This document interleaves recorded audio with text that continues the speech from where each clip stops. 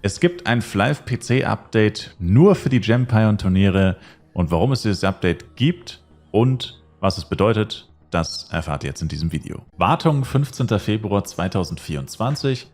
Monster, die von Monster Buy Items beschworen werden, können keine Gems mehr droppen. Außerdem, Monster, die von Giants gespawnt wurden, können ebenfalls keine Gems mehr droppen.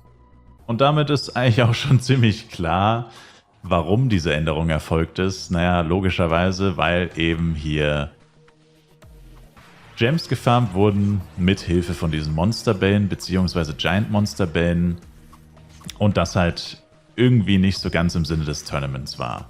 Und es gibt jetzt ganz viele Punkte, die man jetzt hier zu besprechen hat oder die man hier sprechen kann. Und das erste, was ich auf jeden Fall sagen will, ist, ich denke, dass es trotzdem eine positive Änderung ist. Und ich werde jetzt so ein bisschen ins Detail gehen, so meine Gedanken darum, und Fairness und nicht fair und so ist immer sehr subjektiv, aber ich werde es mal so ein bisschen probieren, irgendwie so zu erklären, dass man es vor allem als Außenstehender, weil ich wahrscheinlich, also ich muss ja davon ausgehen, dass die meisten von euch an diesen Tournaments sowieso nicht teilnehmen. Das sieht man an der Teilnehmerzahl, die ist ziemlich gering. Das heißt, die allermeisten von euch machen da ja sowieso nicht mit, deswegen probiere ich es jetzt mal für Außenstehende irgendwie halbwegs fair und objektiv zu erklären, was nicht so einfach ist, weil, wie gesagt, das ist wirklich stark subjektiv eigentlich das Thema. Vor allem nimmt man überhaupt teil und nimmt man nicht teil. Das hat einen erheblichen Einfluss auf die, denke ich mal, Meinung, die man zu diesen Themen oder zu diesen Turnieren, Tournaments, Taktiken, Techniken, whatever eben haben kann.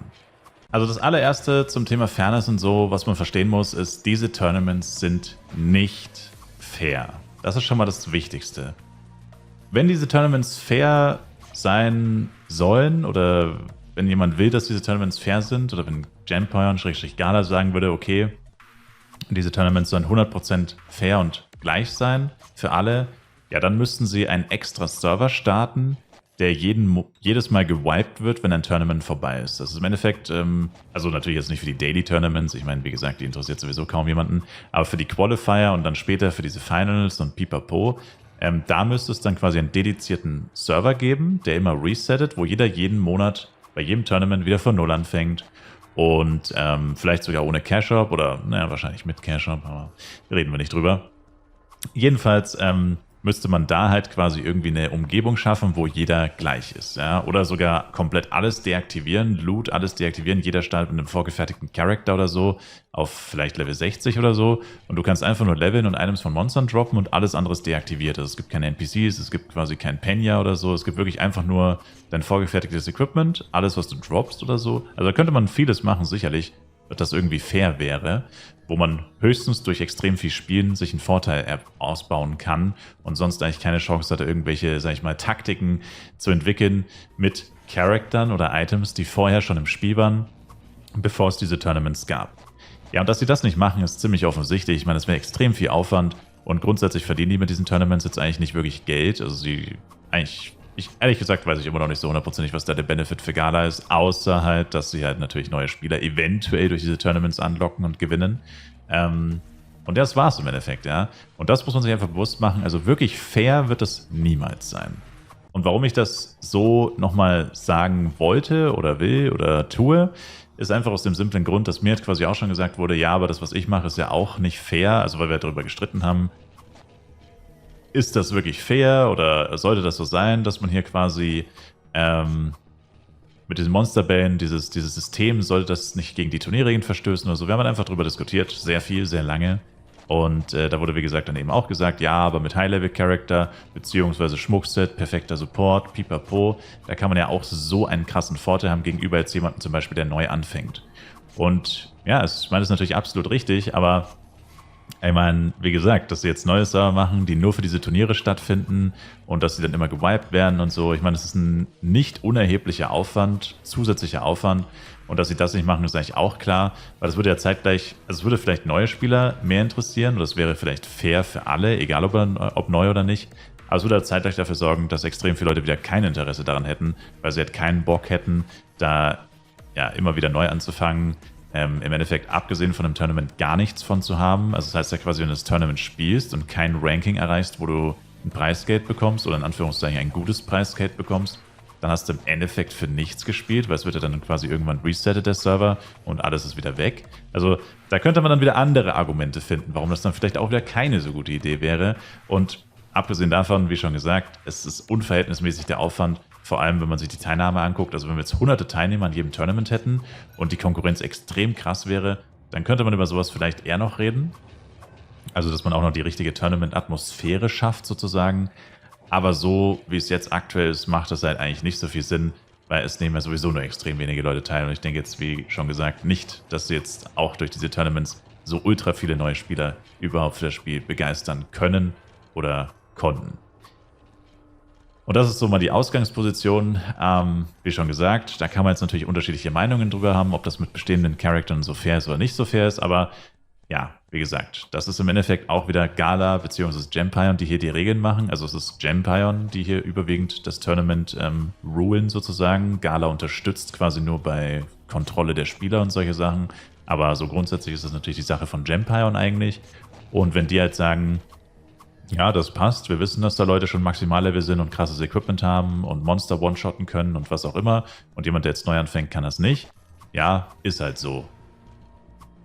Also, was man halt auch noch dazu sagen muss, dieses ganze Tournament, diese ganze League, geht ja das ganze Jahr, das geht ja noch bis November. Das sollte man vielleicht auch noch bedenken, dass es ja hier jetzt auch nicht so ist, dass das jetzt eine einmalige Sache innerhalb von 2 Wochen ist vorbei oder so ist. Das geht ja das ganze Jahr. Also wenn jetzt jemand anfängt, dann hat er noch sehr viel Zeit, sich Charakter zu bauen, die oder eigene Taktiken zu entwickeln, die halt mit anderen Leuten mithalten können, auch wenn man vielleicht noch nicht so lange spielt. Also muss man ja auch dazu sagen. Und um noch kurz die Taktik zu erklären, wie das wahrscheinlich funktioniert hat. Also es dürfte so gewesen sein, dass, ja, es wurden halt diese Giant Monster gespawnt, die wiederum wurden in den Kampf mit einem Tank verwickelt. In diesem Kampf spawnen die dann irgendwann die Agros, also die Additional Monster, die jetzt auch keine Gems mehr droppen können.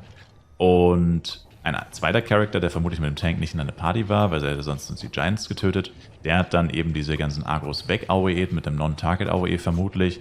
Und im Endeffekt sah es dann so aus, du hast da hunderte Giants, die spawnen hunderte Ads und ein zweiter Charakter steht da, spammt die ganze Zeit nur sein AOE, die Ads sterben quasi instant, droppen Unmengen an Loot, Unmengen an Gems und das wird halt alles aufgehoben und zählt dann natürlich zum Event dazu. Zum Tournament meine ich natürlich. Und so oder so ähnlich, die genauen Details weiß ich leider nicht, weil ich es tatsächlich in Action nicht gesehen habe, aber so oder so ähnlich müsste das funktioniert haben. Und das war halt im Endeffekt dann die Frage, okay, hat das wirklich noch was mit Flive-Spielen zu tun? Ist das nicht irgendwie auch ziemlich dämlich und in Anführungszeichen unfair? Da muss man wie gesagt vorsichtig sein mit dem Wort unfair, weil rein theoretisch kann diese Taktik natürlich jeder anwenden und jeder, der sich jetzt irgendwie eine Art und Weise entwickelt hat oder überlegt hat, wie er diese Gems am besten farmt, das ist ja im Endeffekt auch nichts anderes. Und ja, ist es auch nicht. Also man muss wirklich sagen, es ist an für sich schon eine gute Taktik gewesen, keine Frage. Es gibt aber offensichtlich auch noch andere Taktiken, die auch ganz gut funktionieren. Oder diese Leute spielen einfach natürlich nur extrem viel. Wie schon gesagt, gibt es jetzt unterschiedliche Ansätze.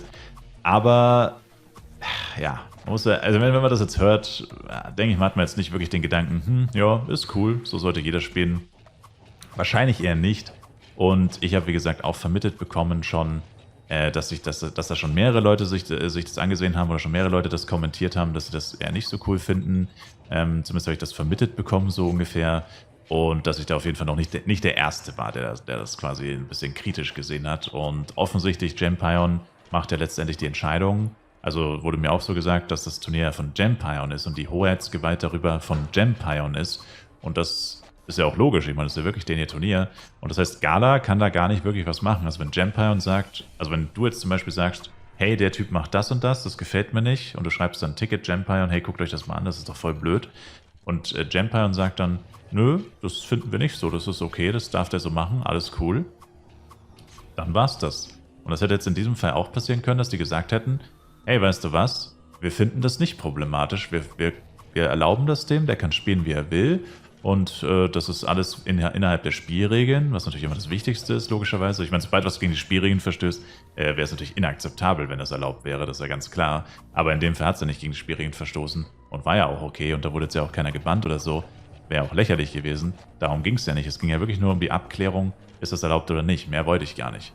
Und ich glaube, es ist auch, dass es einfach ein lustiger Zufall ist, dass das jetzt gefixt wurde, weil ich habe mich ja erst am Sonntagnacht quasi überhaupt erkundigt und da Leute kontaktiert quasi und jetzt wird das quasi schon gefixt bzw. behoben Also ich bin mir ziemlich sicher, das war jetzt nur ein lustiger Zufall und dass das sowieso jetzt gekommen wäre. Also ich glaube auch, dass sie es jetzt nicht angeguckt hätten, weiterhin, dass ein Spieler alles gewinnt und die anderen quasi so ein bisschen clueless sind, wie er das macht oder so, weil ich glaube, einer hat es mittlerweile sowieso schon rausgefunden, weil der hat jetzt auch hunderte Punkte gefarmt bei den letzten Dailies. Tatsächlich, keine Ahnung, warum ehrlich gesagt, weil bei den Dailies braucht man nicht so viele Punkte, um zu gewinnen. Aber was weiß ich. Jedenfalls, ja, war das jetzt sowieso wahrscheinlich einfach nur Zufall, dass wir das vorher noch rausgefunden hätten. Wenn wir es nächste Woche oder übernächste Woche erst rausgefunden hätten, wäre es schon längst gefixt gewesen.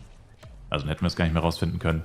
Also, ja, hat sich jetzt einfach so entwickelt und jetzt braucht man sowieso nicht mehr drüber diskutieren, ob das jetzt wirklich fair oder nicht fair ist oder sonst was, weil Genpire hat im Endeffekt die Entscheidung für uns getroffen und jetzt braucht man sich darüber keine Gedanken mehr machen. Was man hier aber gut beobachten kann, finde ich, und das ist halt auch so ein bisschen grundsätzlich das Problem vielleicht bei den Genpire Tournaments ist, dass es halt basically keine Regeln gibt. Also literally die Regeln auf der Webseite besagen 0,5% Drop-Chance, 10 Level unter und über dir, die Monster, droppen Gems. Und das sind die Regeln. Das heißt, basically gibt es keine Regeln, abgesehen halt von den Spielregeln, an die man sich natürlich immer halten muss. Aber ansonsten scheint es keine wirklichen Regeln zu geben, sozusagen. Und ja, das ist natürlich schon ganz interessant so. Also da hat man natürlich sofort die Frage im Kopf, na gut, da wird es wahrscheinlich in der Zukunft dann auch noch weitere Methoden geben, die vielleicht nicht ganz so... Oder wo man sich vielleicht überlegen muss, will man das nicht vom Tournament dann ausschließen? Also das ist auch das, was ich jetzt, denke ich mal, über das kommende Jahr noch ja, weiterhin immer mal wieder kommentieren werde vermutlich und wo man auch noch sehr viel darüber diskutieren wird, ob hier und da noch eine Taktik aufkommt, wo man sich wieder fragen wird, ist das okay so? Also eine Sache zum Beispiel, wo man sich auch fragen kann, ist das gegen die Turnierregeln oder ist das nicht gegen die Turnierregeln? Zum Beispiel ein Charakter tötet die Monster und der angemeldet ist, tötet die Monster aber gar nicht, der hebt nur die Gems auf. Also zum Beispiel bei mir, ich könnte jetzt einfach mein Inventar voll machen und Dealer die Items aufheben lassen und beim Tournament als Dealer mitmachen. Aber ich töte ja Monster Level 97, Dealer ist Level 153, das heißt, er selbst könnte hier gar keine Gems droppen. Ist das dann nicht irgendwie auch gegen, oder könnte das nicht sogar gegen die Turnierregeln sein? Weil er selbst tötet die Monster ja nicht. Man sammelt dadurch by the way nicht schneller Gems oder so, das spielt absolut keine Rolle. Aber lauter solche Sachen werden halt wahrscheinlich Thema noch werden. Also das ist vielleicht nicht das beste Beispiel, weil es eigentlich Jacke wie Hose ist, wer die Monster tötet und wer sie aufhebt. Das spielt eigentlich wirklich keine Rolle, du droppst deswegen ja wie gesagt nicht mehr. Aber vielleicht findet jemand irgendwie noch einen Weg, wo man dann vielleicht irgendwo sagen kann, ist auch wieder so ein kleines Schlupfloch, so ein bisschen, wo man irgendwas ausnutzt, was wahrscheinlich so nicht vorgesehen ist oder nicht vorgesehen war. Wo man dann auch wieder, wie gesagt, diskutieren wird, ist das dann erlaubt, ist das nicht erlaubt. Und so entwickelt sich ja eigentlich alles im Leben. Man fängt irgendwann an bei Null, man hat nicht viele Regeln, man hat so ein paar Standardklauseln und dann stellt man fest, okay, die Leute machen komplett abgefahrene Sachen, wo man sich denkt, was geht denn jetzt ab? Und da muss man halt entsprechend überlegen, okay, was erlauben wir nicht? Und so muss sich das einfach natürlich entwickeln. Und ich finde, dass jetzt ein gutes Beispiel dafür ist, dass es ihnen eben nicht vollkommen egal ist, wie die Leute spielen, wie sie Leute farmen. Also jetzt nicht nur was Regelverstöße angeht, sondern auch insgesamt. Und dass sie halt gezeigt haben, okay, wenn irgendwas jetzt wirklich viel zu abgespaced ist, dann wird das dann auch entsprechend unterbunden, um das vielleicht, wie gesagt, fair ist hier wahrscheinlich das falsche Wort, sondern um das einfach besser zu gestalten für alle Beteiligten, dass sich da jeder wohlfühlt. Das ist wahrscheinlich so ein bisschen die bessere Formulierung. Beim letzten Tournament bin ich übrigens 7./8. geworden, also die letzten beiden, also ich und jemand anders, waren quasi gleich platziert auf dem letzten Platz. Das lag aber auch wirklich daran, dass ich das Tournament, wie gesagt, fast ignoriert hätte, weil ich eben von dieser Taktik erfahren habe und dann keine Lust mehr hatte. Und ich komme jetzt auch noch gleich zu den Auswirkungen und dann machen wir hier Schluss.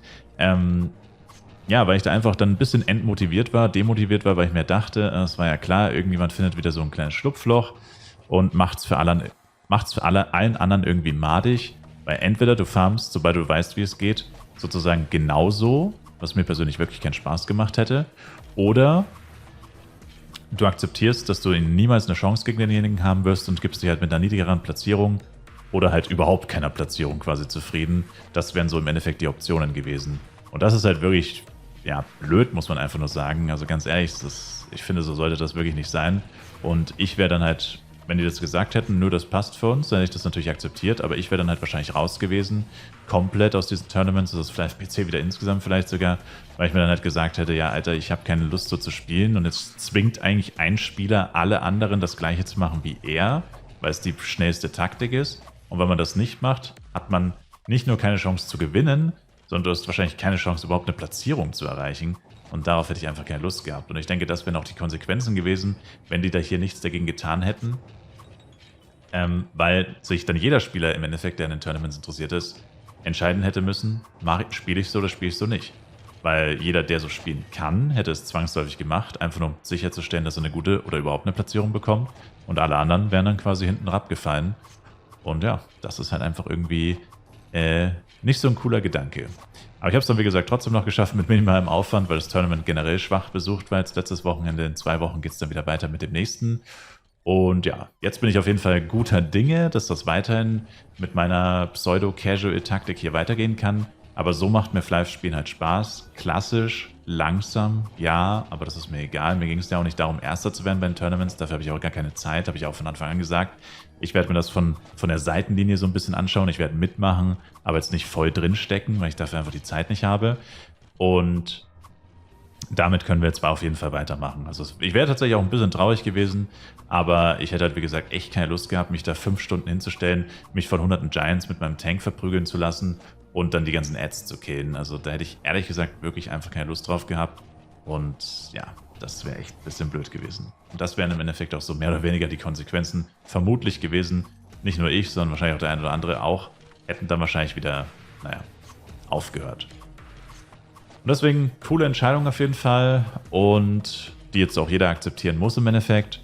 Und ja, so hat sich das einfach entwickelt. Das war ein ziemlich dramatisches Wochenende, kann man sagen. Die Ereignisse haben sich so ein bisschen überschlagen jetzt innerhalb von kürzester Zeit. So viele Sachen.